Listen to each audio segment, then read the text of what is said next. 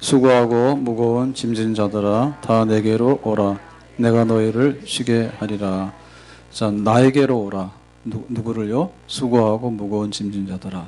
그러니까 이거는 초청이라는 걸 알 수가 있죠. 내가 너희들을 초청한다. 너희는 누굽니까? 수고하고 무거운 짐진 자들. 그러면 약속이 뭡니까? 내가 너희를 쉬게 하리라. 그래서 초청자하고 그 다음에 초청 대상자하고 그 다음에 약속이 여기에 들어 있습니다. 자, 그런데 여기 초청자는 난데 나죠. 난데 나는 누구예요? 예수 그리스도, 예수님입니다. 그럼 여기 내게로 오라라고 하는 말은 굉장히 우리가 쓰는 말하고는 좀 다른 말입니다. 여기서 나라고 하는 말은 뭐냐면 자기 자신을 강조하는 말이에요. 누구? 나. 우리가 초대를 받을 때 가서는 안 되는 집, 아무것도 안 주는 집, 가면 또 사기치는 집, 이런 집은 가면 안 되죠. 불량 초청. 그 다음에 초청은 가도 되고 안 가도 되는 집이 있어요. 그냥 시간 나면 가보고 시간 없으면 안 가는 집. 그런 집은 별 볼 일 없는 집. 그냥 재미삼아서 가도 되고 안 가도 되고 이런 집. 근데 반드시 가야 되는 집은 뭐죠? 굉장히 중요한 초청 받았을 때 그때는 안 가면 누가 손해요? 내가 손해요. 그래서 여기 내가라고 하는 말은 예수님께서 하시는 말씀 중에서 아주 독특하게 강조하는 형태입니다. 나는 세상의 빛이다. 나는 세상의 빛이다. 나는 선한 목자다. 이런 말은 나 자신을 굉장히 강조하는 말이에요. 다른 사람이 아니라 바로 나. 그러니까는 다른 초청은 뭐 반응을 안 보여도 좋지만 내가 너희들을 초청할 때 초청자인 나를 보고 이 초청에 응하도록 해라. 이런 말이 되겠습니다. 자, 그러면 나는 누구일까? 예수님인데 예수님에 대해서 좀 더 알 수 있는 설명은 29절에 보면 나는 마음이 온유하고 겸손하니 그럽니다. 나 자신을 설명할 때 초청하는 나는 누구냐면 마음이 온유하고 겸손하다. 자, 온유하고 겸손하다는 말은 일단 생각날 때 우리가 화도 안 내고 가서 발로 차도 가만히 있는 사람이다. 그런 생각을 하는데 그런 건 아니에요. 왜냐하면 화 안 내고 발로 차도 가만히 있는 사람은 별 볼 일이 없어요. 예?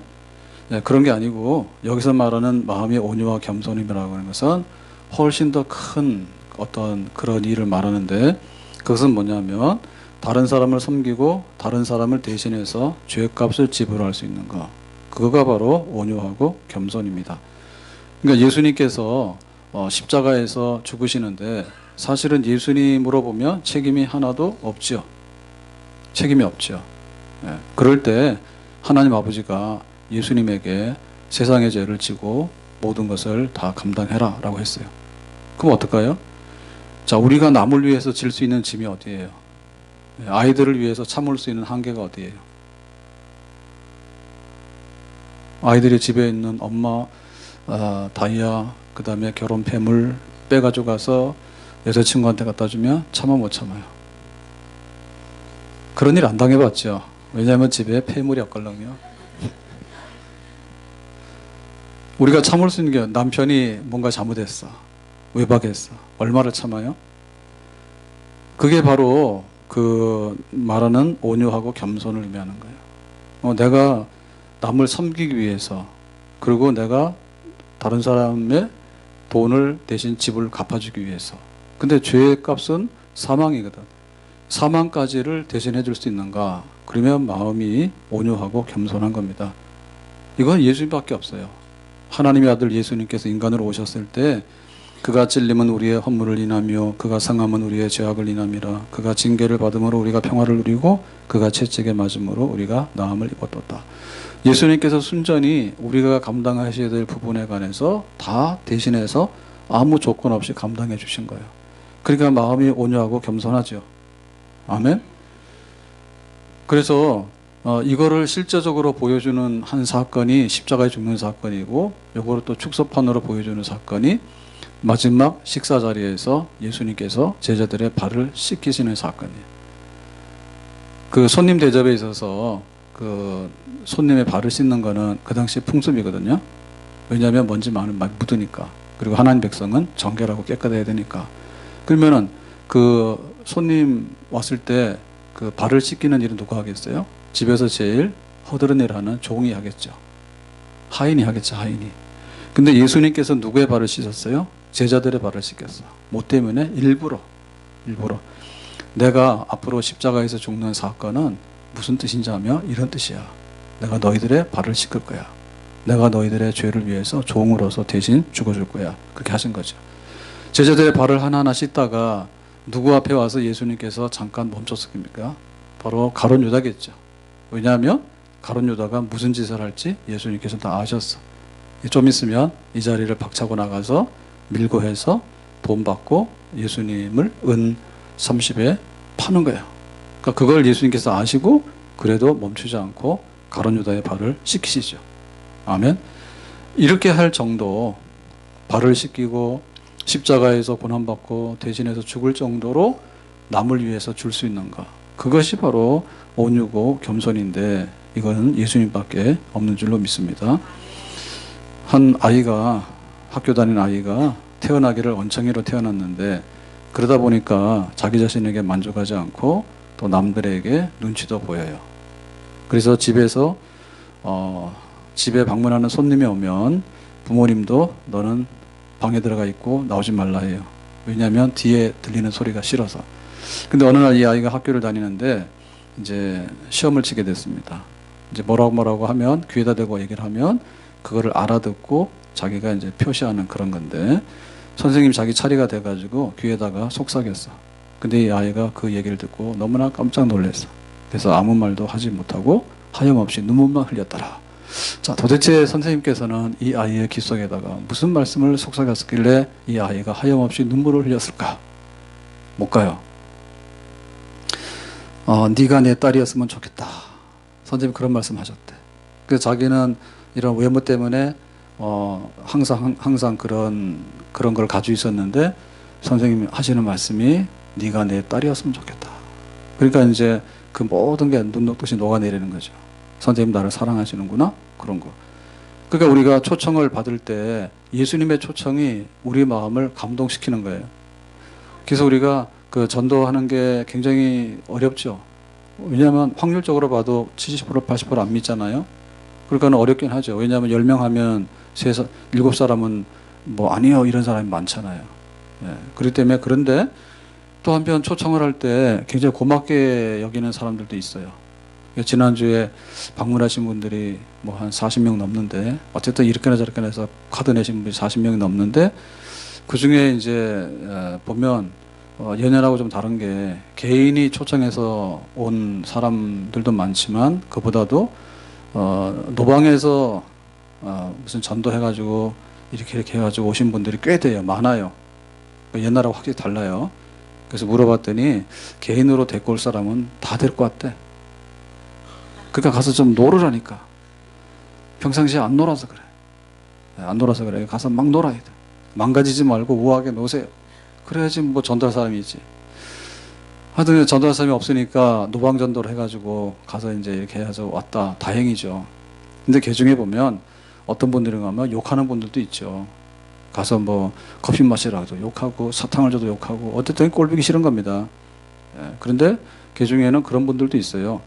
교회를 가고 싶었는데 혼자 발로 뚜벅뚜벅 찾아오기는 좀 힘들어한다. 그거는 다 10중 8구 그렇습니다. 누가 혼자 이렇게 교회를 당당하게 찾아 나오겠냐고. 그러니까는 핑계가 있어야 되잖아요. 근데 누군가 자기한테 뭐 커피도 마시라 하고 그다음에 말도 붙이고 오세요 오세요 하니까 그러니까는 가고 싶었는데 오겠다 이렇게 표시하는 분들도 있대요. 노방전도 나갑시다.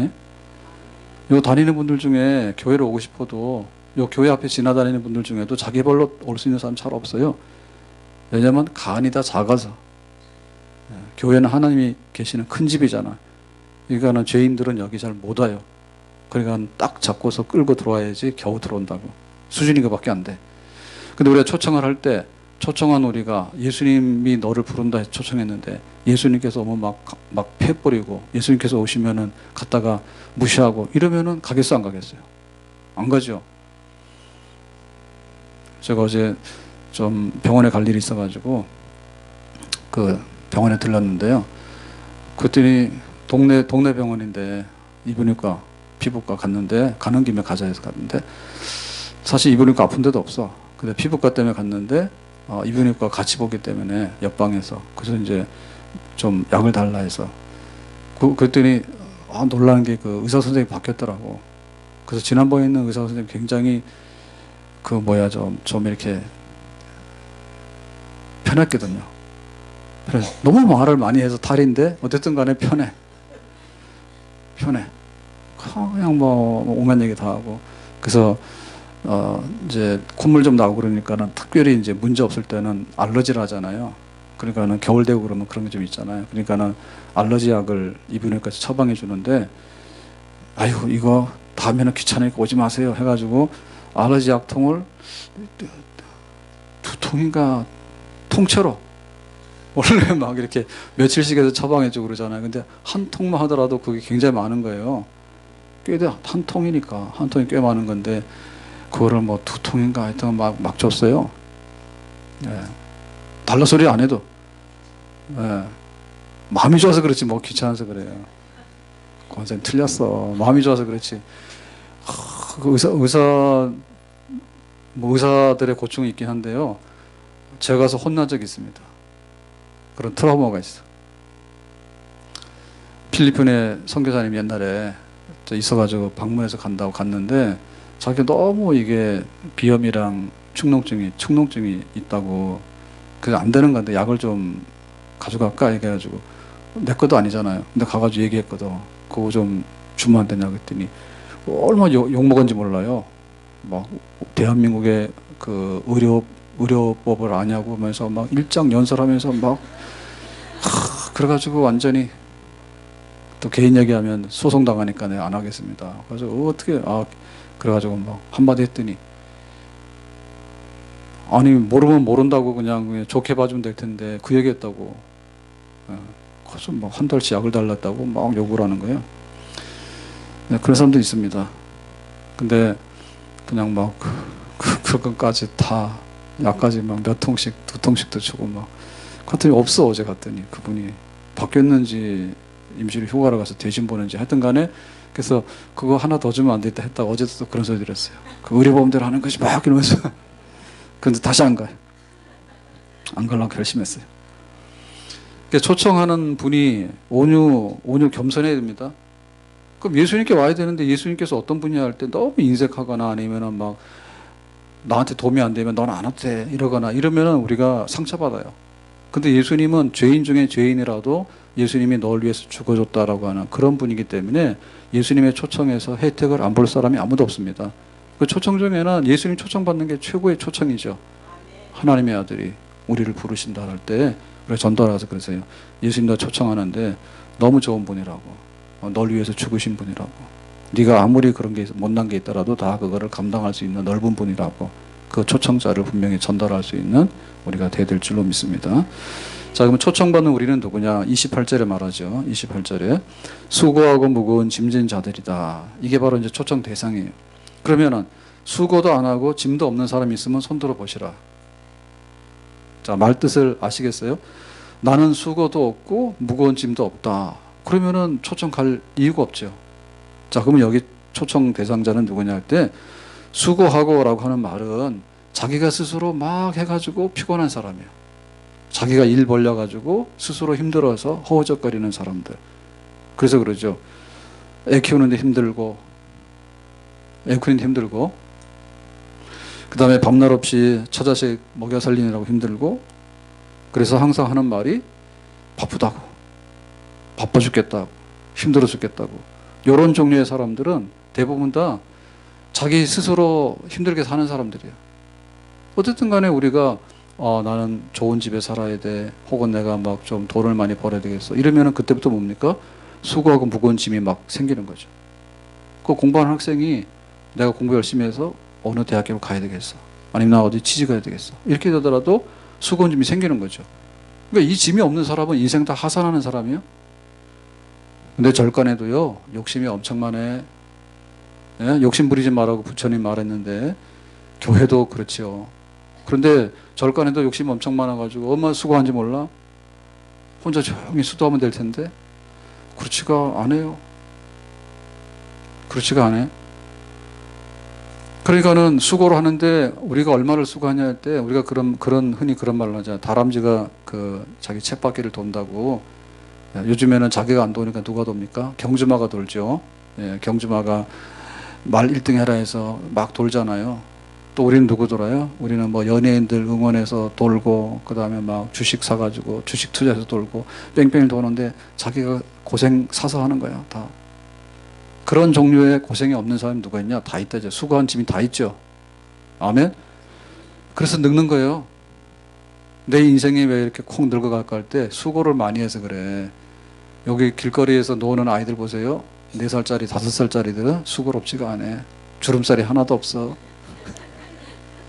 근데 나이 들고 나면은 자식 걱정, 남편 걱정, 뭐 걱정, 뭐 걱정 하다 보면 나중에 그 무거운 짐이 있어서 스트레스를 받아가지고 그게 주름살이 생기고 힘들다, 죽겠다, 이런 말이 나온단 말이에요. 자, 두 번째로는 무거운 짐인데, 이 무거운 짐은 상대방이 갖다가 지었기 때문에 부득불 져야 되는 짐입니다. 우리가 시대를 잘 타고났어요. 만약에 시대를 잘못 타고났으면 어때요? 일제시대 때 타고났으면 어떻습니까? 조선시대 때 타고났으면 어때요?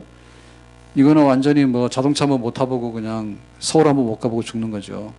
그러니까 시대가 우리에게 얹어주는 게 있어. 6.25 동란 중에 태어났다? 그럼 어떻게 돼? 그거 막 피난민으로서 너무나 힘들잖아요?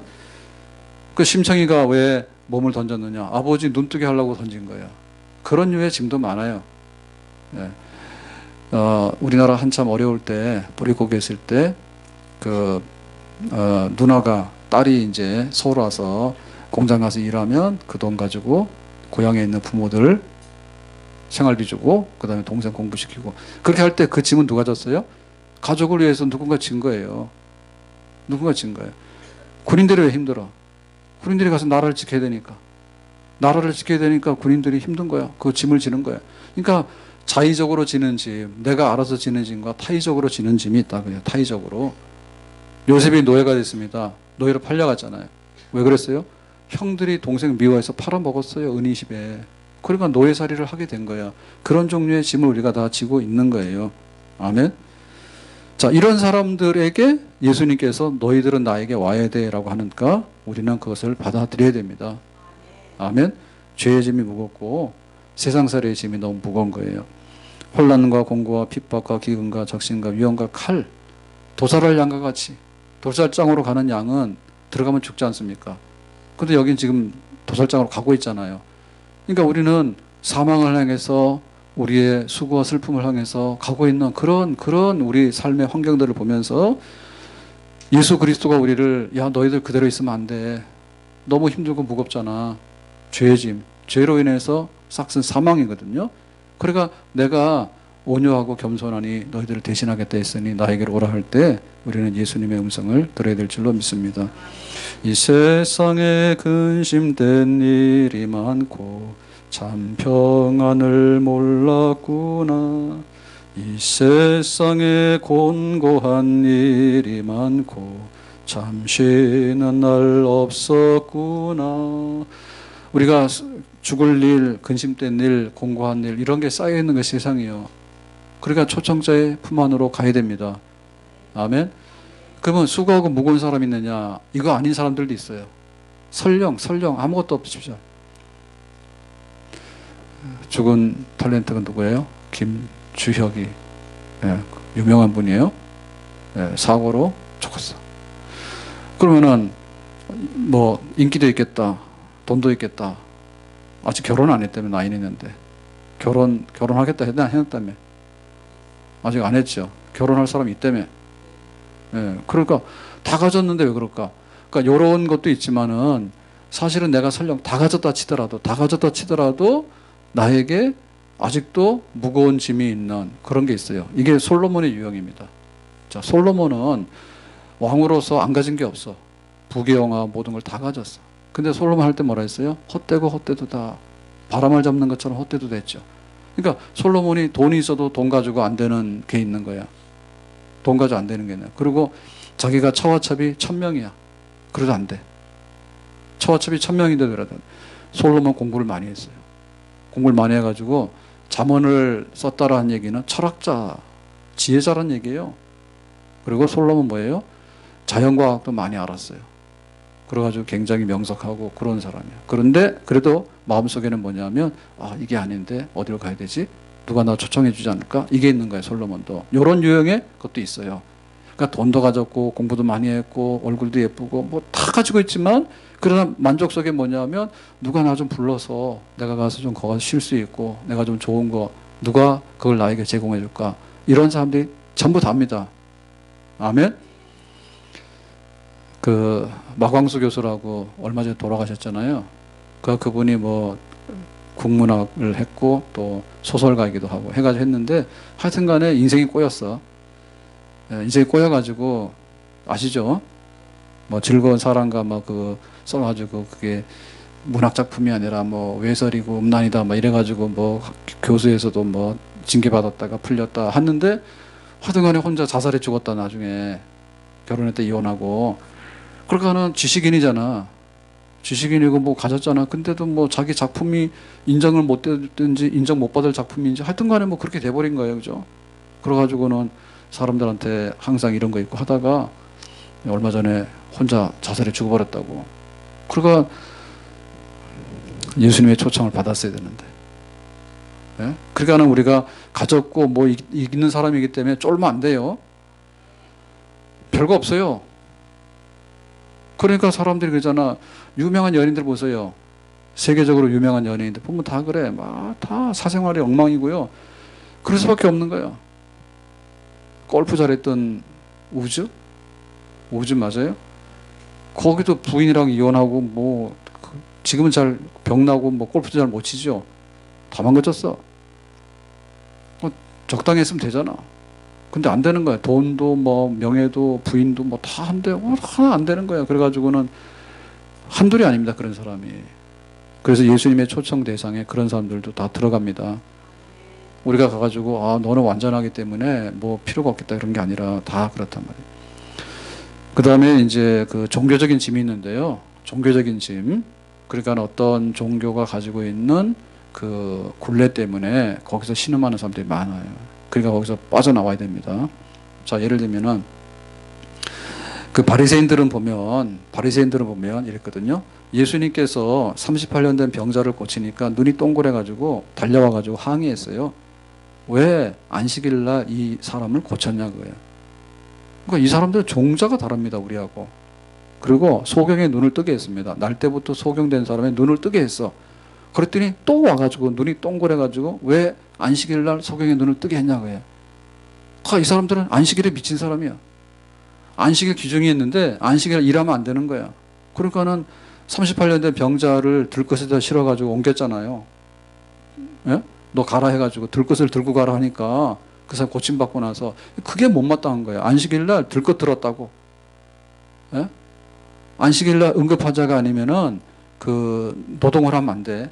그러니까 침으로 진흙을 침으로 발라가지고 이렇게 그 눈에다가 이렇게 했으면 얼마나 했겠어요. 근데 그게 노동이라 그거야. 그러니까 예수님 보고 안식일 날 밥에 먹고 밀가루 반죽해서 부침개 해 먹으려고 한 것처럼 그렇게 막 그 안식일 어겼다고 따지는 거예요. 그게 바로 바리새인들이거든요. 그게 유대교거든요. 그러니까 이 사람들은 그걸 가지고 자기만 그런 게 아니라 다른 사람들한테 다 그거 시키는 거지. 안식일 날 소경 눈 뜨면 안 돼. 안식일 날 병자 고치면 안 돼. 이런 거죠. 그러니까 그 유대교 속에 들어가면 뭐예요? 죽는 거지. 죽는 거예요. 그러니까 눈 못 뜨고 그 못 일어나는 게 문제가 아니라 그 유대교가 왜 그걸 못 하겠냐면 일하지 말라고 하는 뜻은 뭔가 하면 일하지 말라는 것은 뭐냐면 행위를 하지 말라거든요. 행위를 하지 말라는 얘기는 뭐냐면 하나님께만 예배만 드리고 찬송만 부르래. 예? 그러니까 다른 행위를 하지 말라는 거예요. 행위를 하지 말라는 건데 그 말뜻을 잘 오해를 했던 거예요. 행위를 하지 말라는 뜻은 그 찬송만 하고 그것만 하는 게 아니라 하나님 앞에 그 진정한 안식이 뭔가를 행위를 할 수 있는 거예요. 근데 행위를 못하게 하는 거야. 그러니까 이 행위를 못하게 하는 이유는 뭐냐면 밥을 먹다가 예배 시간 다 끝나니까 하지 말라는 얘기지. 미리 하라는 얘기지. 그러니까는 이 안식일은 밥보다 중요한 영혼의 양식, 예배가 중요하다는 건 맞아요. 근데 그렇다 해가지고 안식일 날 그 소경의 눈을 뜨게 하고 안진병이 일으키게 하는 이런 일들이 정말 무익한 거냐 하면 그게 아니래요. 진정한 안식에 우리가 도달하게 되면 우리의 죄로 인해서 우리가 받았던 모든 벌칙과 죄로 인해서 우리가 가졌던 모든 결함과 또 죄로 인해서 가졌던 모든 불합리함과 또 죄로 인해서 왔던 부패성과 죄로 인해서 왔던 사망과 이런 것들이 진정한 안식이 도래하게 되면 없어지게 되는 거예요. 그러니까 지금 우리가 주일을 안식일로 지키잖아요. 주일을 안식일로 지키는 거는 진짜 있는 하늘에 있는 진짜 안식의 맛보기를 보는 거예요. 맛보기를 보는 거예요. 그러니까 진짜 안식의 나라에 우리가 도달하게 되면 거기에 장애인이 있어요, 없어요? 장애인이 없죠. 진짜 안식이니까 죽는 사람, 아픈 사람, 눈물 흘리는 사람, 병드는 사람, 배고픈 사람 없는 거예요. 진짜 안식이 도래하면. 아멘. 그러니까 진짜 안식에 맞는 맛보기가 되면은 안식일은 어기는 게 아니에요. 예. 그래서 우리가 주일날 아프다 하더라도 응급하면 응급실 가는 건 안식일을 어기는 건 아닙니다. 근데 월요일날 쌍꺼풀 하는데 주일날 가서 하는 거는 안식일을 어기는 거예요. 예? 그런 거 단풍 월요일 봐도 돼요. 전국의 단풍이 주일날 밤 12시에 문 닫는 건 아니야. 굳이 주일날 또 단풍 보러 간다. 그 단풍도 그래요. 길 막히는데 뭐하러 가냐고요. 스트레스 받게. 요 동네만 돌아다녀도 은행 단풍 다 봐. 그러니까 홍천에 은행나무 단풍 갈 필요가 없어. 저도 안 가봤어요. 가보긴 가봐야 돼요. 근데 주일날 그를 굳이 그 차 막히는데 와 가가지고 예배 안 드리고 가가지고 단풍 봐가지고 단풍 좋네 그러면 하나님보다 단풍이 좋은 거 아니야? 그건 월요일날 가도 되겠죠. 안 되면 밤이라도 가라고. 밤에 조명이 있으면 단풍이 더 얄궂이 보입니다. 나는 그 봄에 벚꽃만 그 야간 단풍이 야간 저 벚꽃이 이쁜 줄 알았어요. 그랬더니 공원길에 가다 보면 조명해 놓은데 단풍이 딱 들었잖아요. 단풍 들었잖아요. 밤에 가서 감상해 보세요. 낮에보다 또 맛이 달라요. 조명이 있어서 그렇답니다. 그러니까 이런 거 해도 되는데 굳이 예배 시간에 차 밀린 데 가가지고 콕 서 있고 그런 거. 대관령의 양떼목장에 공휴일인데 갔다가 결국에 문 앞에 가서 못 보고 돌아온 거 아시죠? 평일날 가면은 사람도 없는데 어린이날인가 언제 가가지고 영동고속도로 엄청 막히더라고. 돌아갈 수가 없으니까 끝까지 간 거예요. 거기 그 안시 이름 뭐예요? 평창에 지금은 바뀌었습니다. 요새 평창 올림픽 한 데서 평창으로 바뀌었어. 돌아갈 수가 없으니까 끝까지 갔다니까 막혀서 갔는데 그때부터 그 양떼목장 가는 데까지는 IC에서 내려와서 한 2, 3km 되는데 차가 안 움직여. 도저히 갈 수가 없어서 거기선 돌릴 수가 있어가지고 다시 돌아서 나왔어요. 아무튼 간에 그 유대교는 하나님의 말씀을 잘 가르친다고 하는데 하나님의 말씀을 인간의 행위적으로 가르쳐가지고요. 우리의 행위가 의의 수단이 된다 이게요. 우리 행위가. 그러니까 우리 행위는 올바로 해야 됩니다. 그렇지만 우리의 행위가 아무리 올바로 하더라도 의의 수단, 하나님께 구원받는 점수까지는 못 올라갑니다. 못 올라갑니다. 그러니까 유대교를 강요하는 거예요. 그러니까 자기도 못하는 일을 강요하고 그러다 보면 믿음으로 은혜로 구원받는 걸 말 안 하니까 믿음으로 은혜로 구원받는 걸 말 안 하니까 유대교에서 하나님 앞에 너희들이 의로운 행위를 해라라고 하는 얘기가 억지 얘기가 되는 거죠. 믿음으로 은혜로 구원받고 나면 하나님 말씀을 지키지 말라 그래도 하나님 말씀이 달고오면서 너무나 잘 지킵니다. 그 유대교의 멍해 속에서 벗어나라 그지. 그게 바로 수고하고 무거운 짐진 자들. 그러니까 바리새인들 밑으로 들어가면 다 죽는 거야. 그 교회도 잘해야 돼요. 교회도 잘해야 되는 게 진짜 복음이 있어야 돼. 교회가 진짜 복음이 있어야 되는데 그 복음의 그 자유함을 우리가 알아야 되는 거예요. 그런데 그 자유함을 알고 나면 또 스스로가 종이 되어서 잘 행하고 지키고 살아요. 아멘. 근데 그 복음이 없고 복음의 자유함과 그 복음의 은혜성이 없다 보면 뭐예요? 와가지고 자기 자랑하는 거지. 그리고 너는 안 된다고 하는 거지. 너는 이걸 못하니까 안 되고 너 이거 못하냐. 그래서 구원의 확신이 없는 거예요. 우리가 어떠한 부족함과 어떠한 허물을 가지고 나온다 할지라도 예수님의 모든 피는 우리를 완전하게 흠없이 만들어서 하나님의 자녀로 인쳐주시는 데는 전혀 문제가 없는 줄로 믿습니다. 우리 교회는 복음이 있죠. 자랑하는 겁니다. 그건 내 자랑이 아니라 예수님 자랑하는 거예요. 자, 예수님이 주신 복음의 자랑이 있는 교회예요. 그러니까 우리가 와가지고 교인 됐다 가지고 막 이렇게 막 하는 거 아닙니다. 그럼 전도하라고 하는 것이 무슨 노동이냐? 아니요. 내가 좋아하는 예수님의 초청을 하는 건데 그게 왜 나빠요? 그걸 시키는 일이 나쁜 일이 아니죠. 내가 예수님을 알면 나는 예수님께 초대받았는데 너는 오지 마라? 이런 게 어디 있어요? 내가 예수님께 초대받았는데 너도 초대해서 너도 와야 되는 게 맞죠. 그 일을 마땅히 하는 거죠. 그래서 유대교에도 그런 멍해가 있었고요. 잘못된 멍해가 있었고 타 종교에도 이런 잘못된 멍해들이 굉장히 많습니다. 타 종교에도 굉장히 많습니다. 자, 예를 들면 불교나 힌두교에서 있는 것 중에 그 윤회설이라는 게 있죠. 윤회. 생이 돌고 돈다. 그래서 서양 사람들이 이거 굉장히 기독교보다 좋다고 그러는데 그렇지 않아요. 자, 돌고 도는데 문제는 뭐냐 하면 너의 지금 지금의 현생에서 너의 행위의 공로가 다음번 생에서는 어떻게 될까 연결이 돼 있다고요. 그러니까 이것이 반영이 돼서 여기에서 근거해서 다음 생으로 넘어간다 이렇게 윤회한다죠. 자, 이렇게 되면은 뭐예요? 우리가 말하는 정말 그 불교에서 말하는 열반, 우리가 말하는 천국에 도달하는데 현생, 우리가 강건하면 70이고 80이잖아요. 한 번 세상 사는데 그러면 요거를 몇 바퀴 돌아야지 우리가 원하는 천국에 들어갈 수 있을까요? 만약에 우리의 업적을 가지고 다음 네 생의 계급을 정한다 생각해 보세요. 그러면은 하기야 지금 집사 아닌 사람이 없어. 예? 교회 왔을 때 집사 아닌 사람 없는데 그러면 집사 됐다. 그래서 죽었다. 그러면 다음 생에서는 권사 돼야 되겠지. 권사 되면 어떻게 돼? 만약에 이런 식으로 한다면 우리가 생애 몇 바퀴를 돌아야 될까요? 뭐 고민 안 해봤을 거예요. 예수 믿고 단번에 구원받으니까. 그러니까 좋지. 그죠? 그럼 만약에 우리가 윤회, 너의 생애 업적을 가지고서 다음 생의 신분과 모든 것을 결정한다라고 했을 때 우리가 자신 있어 없어요? 해봐서 알죠? 예, 젊을 때는 한 가락씩 다 했죠. 지금은 가서 이렇게 짝 지으려고 해도 짝도 못 지어. 그러니까 자기 분수는 알고 그냥 남편이나 잘 섬기고 그냥 애들이나 사랑하고 잘하세요. 그러니까 우리가 하고 있는 것이 우리가 할 수 있는 것이 예를 들면 논에 가서 농사를 짓는데 원래는 일모작 그랬잖아요. 예? 일모작 그랬잖아요.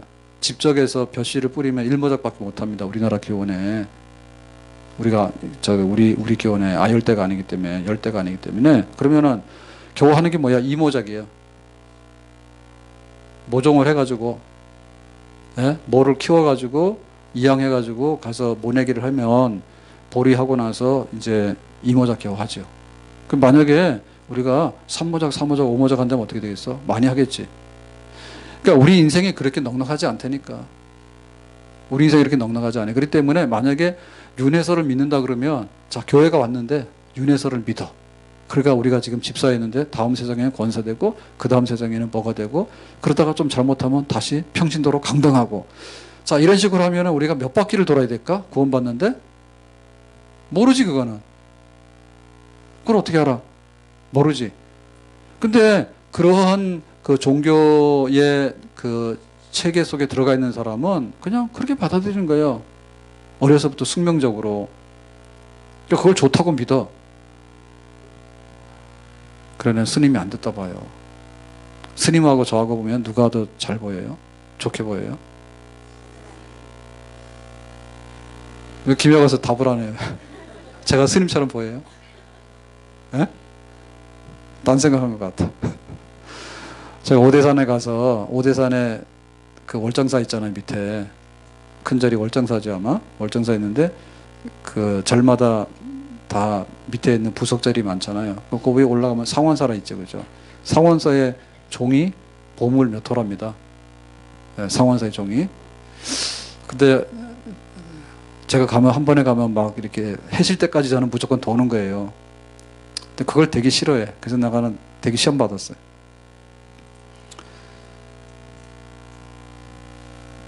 여행을 가면은 해 뜨면은 시작이 되는 거고 해 뜨면 끝나는 거 아니야, 야외 활동은. 근데 해 지는 시간에 맞춘다고. 그것 때문에 미움받는다고.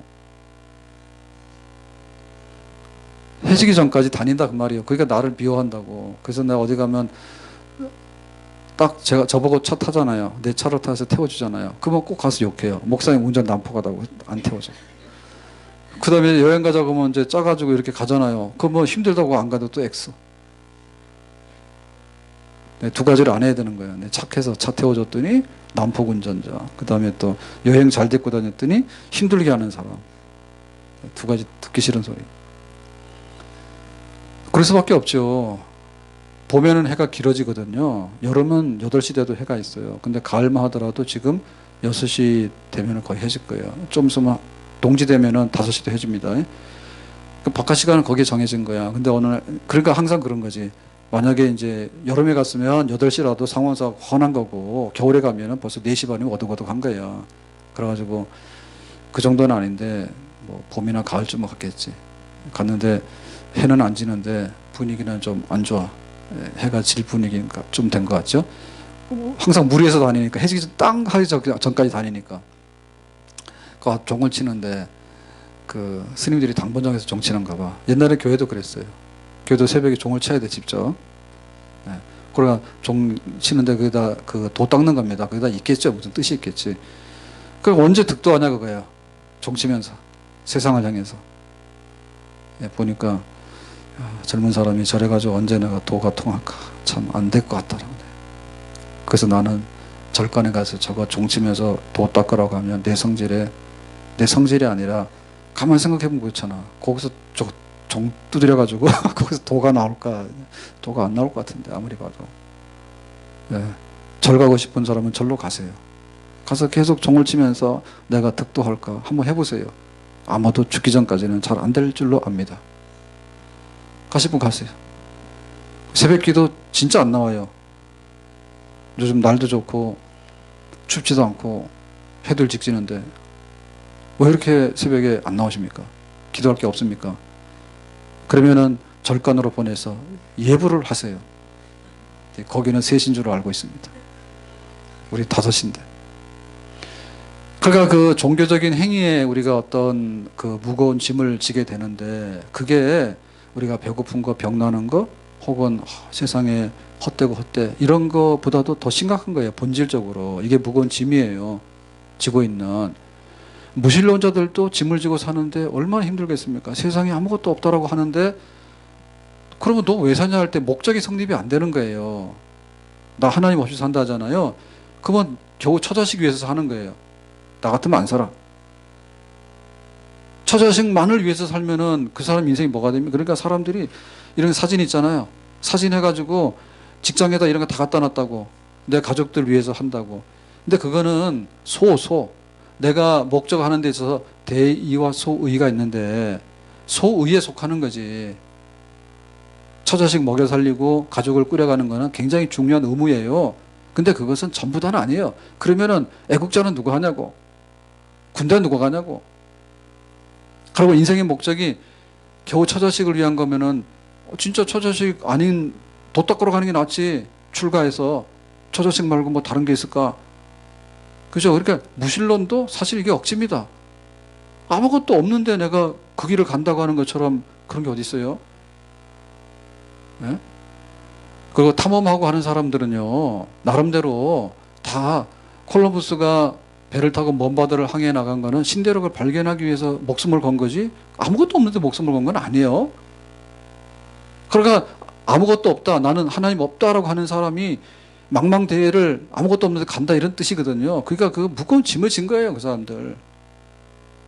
그래서 안 믿는 사람들 혹은 뭐 이런 사람들이 그 초상나면 술 먹고 고스톱 치고 하는 이유가, 사는 게 그냥 술 한 판이고 사는 게 고스톱 한 판처럼 보이니까 그렇게 하는 겁니다. 거기 와서. 믿는 사람 그렇게 해야 안 해요? 안 하죠. 하늘 가는 밝은 길이 내 앞에 있으니 찬송하고, 그냥 우리도 천국 가나 생각해서 앞으로 내가 어떻게 하면 하나님 앞에 잘 살게 될까, 이런 거 생각하지. 그 장례식장 가가지고 술 마시고 고스톱하고 그럽니까? 그 재미 삼아서 하는 게 아니라 재미가 없기 때문에 그 사람들 일부러 재미 삼아서 그런 일을 만드는 겁니다. 불쌍해서 못 사는 겁니다, 그게. 할 거야, 안 할 거예요? 무신론? 너무 힘들어요. 공부해야 하는데 몰라. 내가 공부해야 되는 이유를 모르는데 공부를 해야 되는 거야. 그거 무거운 짐이 어디 있어요? 내가 공부를 해야 되는 건 이런 걸 알아야 됐다. 공부하는 목적이 있으니까 힘들지만 하는 거지. 그죠? 그래서 이 윤회하는 사람들 중에는 우리가 그 인도에 힌두교 있을 때 계급제도가 나왔지 않습니까? 예? 인도의 그 계급제도를 보면 제일 하하 계급이 뭐예요? 하하 계급이 불가촉 천민이요. 불가촉 천민. 그러니까 좀 어려운데 불가 안 된다는 말이죠. 불가능하지 않다는 얘기죠. 불가 안 된다. 촉이라는 건 뭐야? 접촉하는 거죠. 만나는 거죠. 불가촉 천민. 제일 밑에 있는 사람이 천민이요. 계급 중에 제일 천민이 밑바닥인데 천민 중에서도 제일 밑바닥이 뭐냐면 불가촉. 이 사람들은 보거나 만지면 안 되는 사람들이에요. 그리고 가게 되면 자기가 소리를 내야 돼. 내가 불가촉 천민입니다. 그러면 저기보다 사람들이 안 봐야 돼. 그리고 안 부딪혀야 돼. 부딪히는 순간에 이 사람도 더러워지는 거예요. 그래서 이런 사람들이 하는 게 뭐냐면 그 하수도 청소하는 거나 아니면 뭐 시체 처리하는 거나 제일 하등해 보이는 그런 직업을 하는 거예요. 니들은 종자가 불가촉 천민이기 때문에. 그럼 이 사람들이 이걸 왜 받아들이냐 하면 그걸 받아들인다니까요. 왜 받아들이냐면 내 다음 생에 있어서는 내세에 있어서는 우리가 이렇게 하수도 청소하고 뭐 시체 처리하고 이런 일을 했지만 좀 더 나은 직업을 가지고 태어난다라고 하기 때문에 그냥 그걸 숙명적으로 받아들이고 사는 거예요. 그러니까 이게 종교적인 짐이라는 것이 어마어마하게 무거운 짐이에요. 그러니까 아무 데나 갈 게 아닙니다. 그래서 이단 간 사람들이요. 이단 간 사람들이 생활이 엉망이고 막 망가지는 이유가 그거예요. 그 잘못된 교리에 빠지게 되면 그렇게 돼요. 남편도 버리는 거고 자식도 버리는 거고 집도 나가게 되는 거고 직장도 안 가게 되는 거고 그런 거예요. 가지고 한동안 뜸하더니 또 저기 뭐죠 이거 그 주소 신천지하고 뭐 이단에서 어떻게 제 개인 메일을 알았는지 모르겠는데 메일이 자꾸만 와. 나보고 회개하고 그쪽으로 오라는데 갈 수가 없네요. 한동안 뜸하더니 확 빠지면은 이 사람도 정신 나가는 거야. 완전 미쳤어. 예? 그러니까는 얼마나 그게 여러분 정상적인 그 진리를 영적인 진리를 정상적으로 받아들이고 믿고 하는 것이 얼마나 복인가 알아야 됩니다. 백화점 가면 좋은 데 가라 하잖아요. 백화점 가면 좋은 데 가고 좋은 물건 사려고 하잖아요. 근데 영적으로 볼 때요. 우리가 얼마나 좋은 거, 영적으로 볼 때 얼마나 올바른 거, 이게 얼마나 귀한지 압니까? 예? 그런 짐을 지고 있는 자들은 다 내게로 오라 말씀했어요. 자, 그럼 우리가 되니까 이제 예수님께로 왔으면 초청받았잖아요. 그러니까 예수님의 가르침을 받고 제자가 되어야 됩니다. 자, 그래서 제자가 되라고 하는 말씀이 29절인데 29절 말씀 보겠어요. 시작. 나는 마음이 온유하고 겸손하니 나의 멍에를 메고 내게 배우라. 그리하면 너희 마음이 쉼을 얻으리니. 자, 초청을 받았을 때 멍에를 메고 와서 배우라 했죠. 배우라. 그럼 여기 멍에를 메고 배운다고 하는 게 뭐냐면 예수님의 초청에 응했을 때 우리가 해야 되는 마땅한 학습 태도예요. 여기에 등장하는 게 멍에죠. 멍에라고 하는 것은 소가 일을 할 때 소가 막 감다고 해서 일이 되는 건 아니죠. 그죠? 소의 힘과 그거를 쓰려고 하면 예를 들면 쟁기를 달아가지고 밭을 가려고 하면 소하고 이 도구하고 연결하는 게 있어야 되죠. 그 멍에를 메워가지고 그 멍에를 연결해가지고 힘을 쓰잖아요. 그러니까는 끊을래야 끊을 수 없는 이 가르침, 스승과 제자의 가르침을 멍에 매는 관계라 해요. 배우는데 어떤 식으로 멍에를 메고 배우는 거예요. 그러니까 이 멍에를 맬 때는 주로 둘이 매요. 홀수로 하는 게 아니라 둘이서 하는 거예요. 둘이서 하는데 정말로 그 스승과 제자 사이에 연합, 하나 되는 거.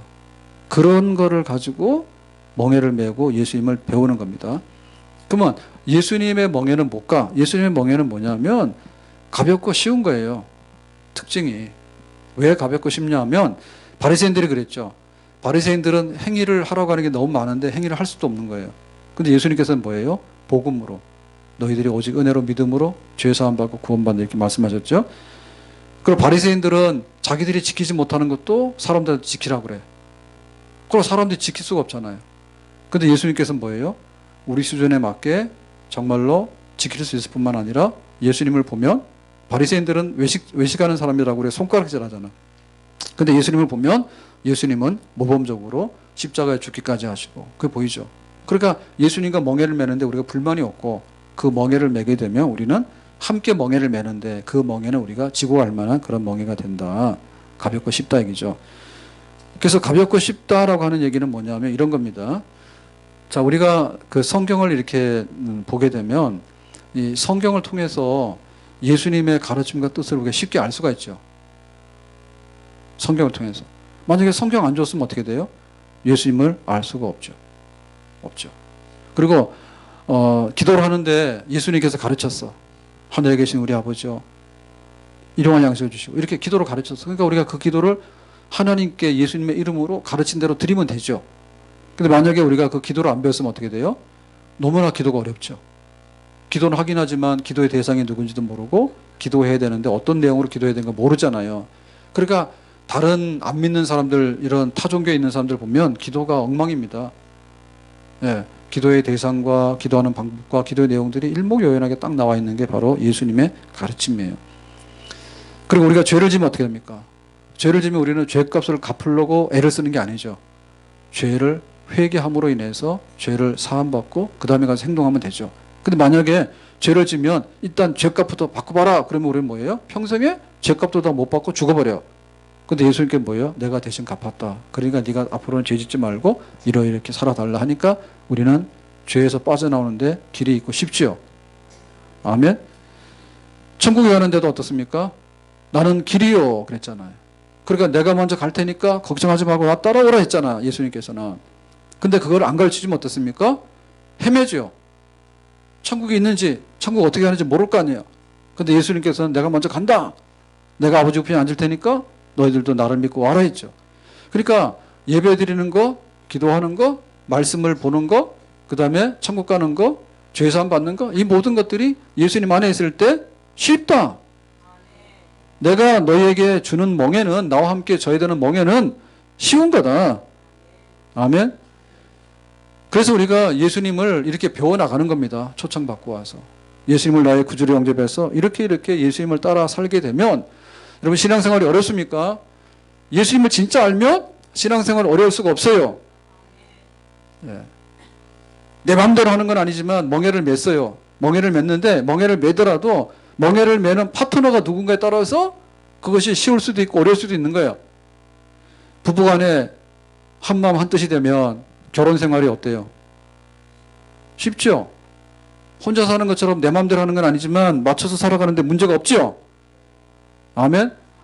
그 예수님의 초청이기 때문에 우리가 예수님 멍에를 매는 거예요. 근데 만약에 예수님의 멍에를 매지 않으면 아까 말하는 수고하고 내가 저질러서 지는 짐, 무거운 강요된 짐, 그 다음에 헛되기 때문에 오는 짐, 그 다음에 잘못된 종교가 가져다주는 그릇된 무거운 짐, 영적인 짐, 예수님의 짐을 멍에를 매지 않으면 내가 잘 되는 게 아니라 혹사하거나 아니면 헛된 짐을 지고 허우적거리는 그런 자리에 들어가기 때문에 예수님의 초청 안에서 예수님의 멍에를 메고 그 쉬운 예수님과 함께 살아가는 이런 삶, 은혜로운 삶을 우리가 살아야 될 줄로 믿습니다. 자, 결과에 대해서 약속합니다. 마지막에 너희 마음이 쉼을 얻으리라 그랬습니다. 자, 여기서 말하는 쉼이라고 하는 것은 평안입니다. 평안, 샬롬.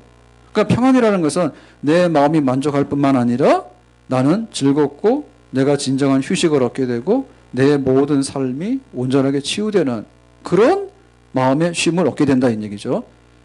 그래서 이 마음의 쉼이라고 하는 것은 얻는 것인데 우리가 얻는다라고 하는 것은 뭐냐면 가서 발견하고 내 것으로 가져오는 걸 말하는 겁니다. 예? 내가 고되게 막 해가지고 얻어내는 쉼이 아니고 내가 노동을 해서 얻어내는 쉼이 아니에요. 진정한 쉼이라고 하는 것은 뭐냐면 초청받아서 가보니까 쉼을 얻게 되더라.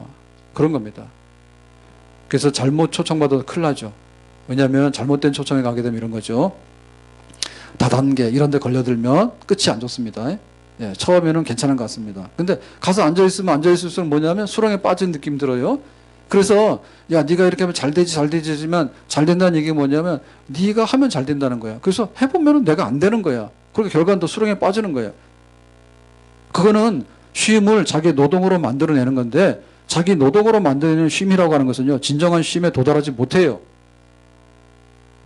우리가 왔을 때 집에서 잘 하셔야 됩니다. 자, 남편이 퇴근해서 왔어요. 그럼 문 열어주고 뭐 해야 되죠? 문도 안 열어주죠. 그러니까 개가 뛰어나가잖아요. 예? 예. 개가 뛰어나가려고 하면 개의 목줄을 딱 잡아매고 혹시 집에 있더라도 안 되지, 그지? 남편을 맞이해야 하는데 누가 먼저 나가야 되겠어요? 개가 먼저 나가면 개 같은 인생이 되는 거예요, 남편이. 그러니까 개를 방 안에다 가둬놓고 목줄을 묶어놓은 다음에 그 다음에 나가서 남편 수고했다고 그래야 되겠죠. 예? 그 당시에는 월급이 떨어져도 나는 너무나 만족한다고 이래야 됩니다. 월급도 떨어졌던데 밥 내놓으라 한다고 그러고 막 성질 부리면 안 됩니다. 예? 그러면 그 집에 쉼이 있어요, 없어요? 없지. 그럼 남편이 뭐 하겠어? 집에 안 가지. 가더라도 늦게 가겠지. 왜? 빨리 가면 빨리 갈수록 잔소리 많이 듣고 바가지 긁으니까. 쉼은 뭐 한다고요? 발견하는 거예요.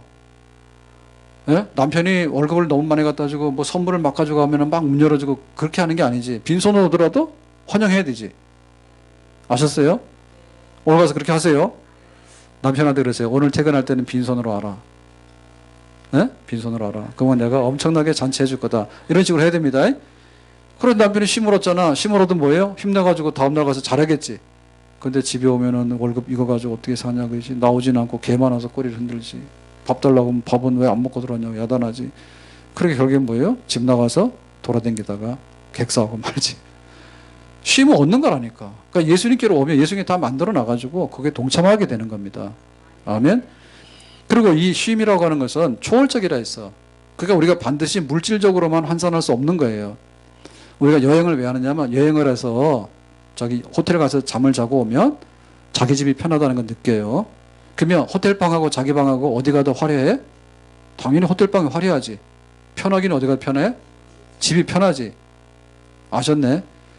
그러니까 예수님의 이 쉼이라고 하는 것은 남의 집이랑 비교해 가지고 우리 뭐 옆집에는 이런 게 있고 이런 게 있고 이런 게 있고 뭐가 있는데 뭐 우리 남편이 이런데 우리 아이들이 이런데 남의 집이랑 비교하니까 안 되고 그러면 죽었다 깨어나도 쉼을 못 얻는 거야.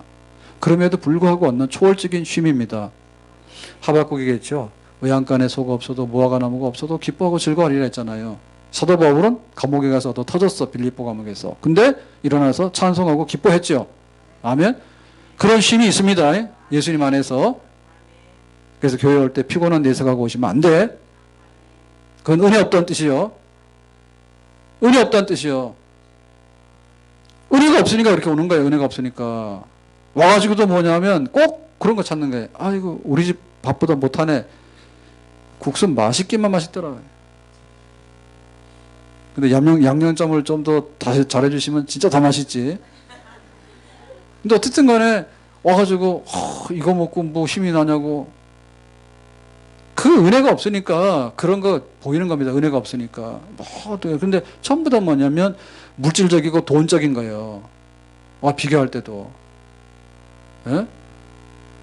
목사님 잘생겨야 되지만 목사님 잘생기면 별로 안 좋아요. 좀 못생겨야 돼요. 그래야지 마음의 힘을 얻어요. 그렇잖아요. 목사님 그래서 제가 목회를 못하는 거예요. 잘생겨서. 못생겨야 되는데. 왜냐하면 목사님을 보면 실망하는 거야. 저 어떻게 저렇게 할까 하는데 보니까 하나님 생각하니까 괜찮으니까 봐주자 하면은 이제 교회가 은혜가 되는 거죠. 이제 늙어서 할 수 없어요. 이제는. 네. 마지막으로 이 쉼은요. 진짜 내가 쉬는 거 얻는 거 이상으로 남에게 쉼을 줄 수 있는 그런 쉼입니다. 그게 바로 예수님 안에 있는 진정한 쉼의 의미입니다.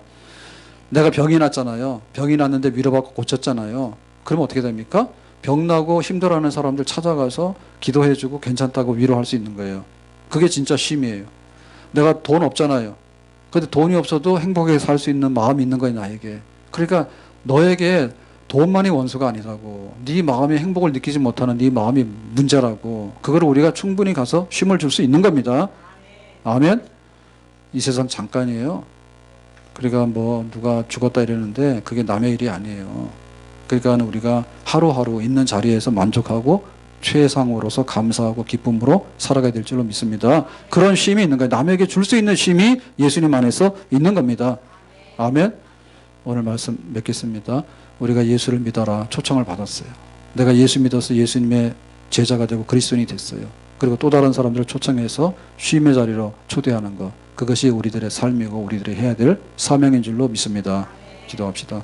오늘 주신 말씀과 같이 우리가 예수 안에 진정한 안식을 얻고 또 예수 안에 있는 안식을 증거할 수 있는 그런 그리스도인으로서 전도자로 살아갈 수 있기를 원합니다. 예수님의 이름으로 기도합나이다. 아멘.